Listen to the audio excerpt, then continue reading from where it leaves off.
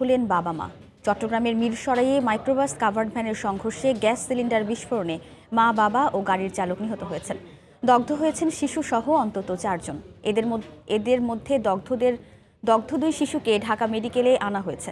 সকাল 7টার দিকে ঢাকা চট্টগ্রাম মহাসড়কের নিজামপুর কলেজের কাছে এই দুর্ঘটনা হয়। আতিয়ার সজলের তথ্য ও ছবিতে রিপোর্ট।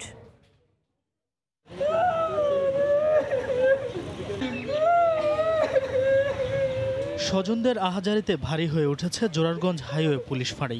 বিদেশ ফেরত ছেলেকে চট্টগ্রাম থেকে আনতে গিয়ে মা বাবাকে প্রাণ দিতে হলো সড়ক দুর্ঘটনায়। পুলিশ জানায়, ছেলেকে আনতে মাইক্রোবাসে করে কুমিল্লার মনোহরগঞ্জের কমলপুর এলাকা থেকে বাবা মা নাতি নাতনিদের নিয়ে চট্টগ্রামের উদ্দেশ্যে রওনা হন। পথে চট্টগ্রামের মিরসরাইয়ে পৌঁছালে মাইক্রোবাসটি সামনের একটি কাভার্ড ভ্যানকে সজোরে ধাক্কা দেয়। এ সময় মাইক্রোবাসটি ধুমড়ে মুচড়ে কাভার্ড ভ্যানটির সাথে আটকে গেলে 200 মিটার পথ সেটিকে টেনে হিচড়ে নিয়ে যায় কাভার্ড ভ্যানটি।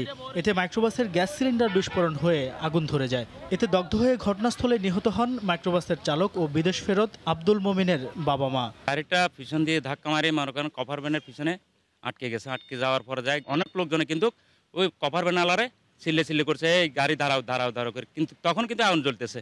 গ্যাস সিলিন্ডারে যখন বাস্ট হইয়া আগুন যখন বাড়ি গেছে, এরপরে যায় মনে করেন আর লোকজন আর কাছে বিতে পারতেছে না। নেওয়ার জন্য আমার বাবা মা আমার পরিবার আসার পথে দুর্ঘটনা ঘটলো আর কি।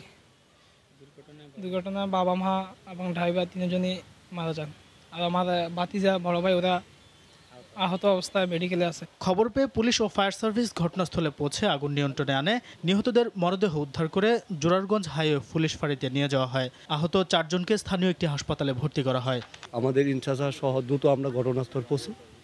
আসার পরে দেখি গাড়িটার মধ্যে আগুন ধরে যায়। ফায়ার সার্ভিস ওইখানে এবং আমাদের হাইওয়ে পুলিশ একত্র হইয়া এদেরকে উদ্ধার করি। দ্রুত আমরা আগুনটা নির্বাপন করছি, করে আমরা 2 জন আহত শিশু বাচ্চাকে আমরা উদ্ধার করছি। আর ওখানে 3 জন মারা গেছে, 2 জন পুরুষ 1 জন মহিলা।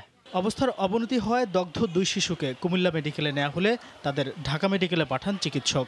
একজনের 20% আর একজনের 15% বার্ন। 2 জনকে বেটার মেডিসিনের জন্য আমরা Dhaka medical college burn and plastic surgery ইউনিটে রেফার করে দেওয়া হয়েছে। ঘটনার পর কাভার্ড ভ্যান চালক দ্রুত পালিয়ে যায়। সময় সংবাদ, চট্টগ্রাম। একের পর এক ঘটেই চলেছে সিলিন্ডার বিস্ফোরণ এবং তা থেকে হতাহতের ঘটনা। রাজধানী ঢাকা থেকে শুরু করে প্রত্যন্ত অঞ্চল, রান্নাঘর থেকে শুরু করে পরিবহন সর্বত্রই ঝুঁকিতে আছেন ব্যবহারকারীরা। ঝুঁকি থেকে বাঁচতে নিজে সচেতন হওয়ার পাশাপাশি সরকারি তদারকি বাড়ানোর তাগিদ দিচ্ছে সংশ্লিষ্ট সংস্থাগুলোই। আতিকুর রহমান তমালের রিপোর্ট। শহরে পাইপলাইনে গ্যাস সংকট আর গ্রামে কাঠের বিকল্প হিসেবে জনপ্রিয়তা পেয়েছে বোতলজাত জ্বালানি। শুধু রান্নাঘরেই নয়, তেলের বিকল্প হিসেবে পরিবহনে ব্যবহৃত হচ্ছে সিলিন্ডারের গ্যাস। কিন্তু মাঝে মাঝেই ঘটছে বিস্ফোরণের ঘটনা, হতাহত হচ্ছেন অনেকে। গত 2 বছরের পরিসংখ্যান বলছে, শুধু রান্নাঘরেই সিলিন্ডার বিস্ফোরণের সংখ্যা প্রায় 1,500 আর পরিবহনে বিস্ফোরণের সংখ্যা প্রায় 70টি। এতে আহত নিহত হয়েছেন প্রায় 350 মানুষ। সংশ্লিষ্টরা বলছেন, সিলিন্ডার বিস্ফোরণের মূল কারণ নিহিত ব্যবহারকারীর খামখেয়ালিপনায়। ইঞ্জিন টু সিলিন্ডার যে পাইপের কানেকশন আছে, কোনো কারণে কলিউশন হলে এই পাইপটা তো ফেটে যায়। ফেটে গেলে গ্যাস বেরিয়ে আসে। ওই সময়টাই যথেষ্ট আগুন ধরে যাওয়ার জন্য। গ্রাম দেশে যেটা আছে, আমরা সিলিন্ডারগুলোকে আমরা বাসার ভিতর রাখি আমরা, বাট একটা লম্বা পাইপ দিয়ে আমরা কিন্তু বারান্দায় রাখতে পারি অ্যাটলিস্ট। সমস্যা উত্তরণে জনগণকে যেমন সচেতন হতে হবে, তেমনি সরকারের তরফ থেকেও দরকার পর্যাপ্ত মনিটরিং। আন্তঃমন্ত্রণালয় মিটিং হয়েছে, আমাদের সুরক্ষা সেবা বিভাগ এবং আমাদের যে খনিজ বিদ্যুৎ মন্ত্রণালয় একটা মিটিং করেছে এবং তার মাধ্যমে কিন্তু একটা সিদ্ধান্ত হয়েছে যে একটা যৌথ টিমের মাধ্যমে একটা ইন্সপেকশন করা হবে।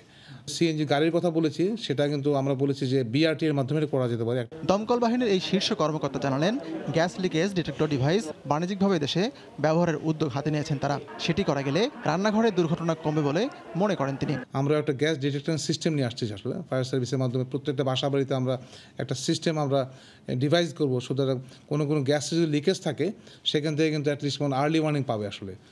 গত বছরের শেষ দিকে গ্যাস সিলিন্ডারে বিস্ফোরণে প্রাণহানি রোধে রুল দেন হাইকোর্ট, কিন্তু তারপরও থামানো যায়নি এই জীবন্ত বোমাকে। আতিকুর রহমান তমাল, সময় সংবাদ, ঢাকা।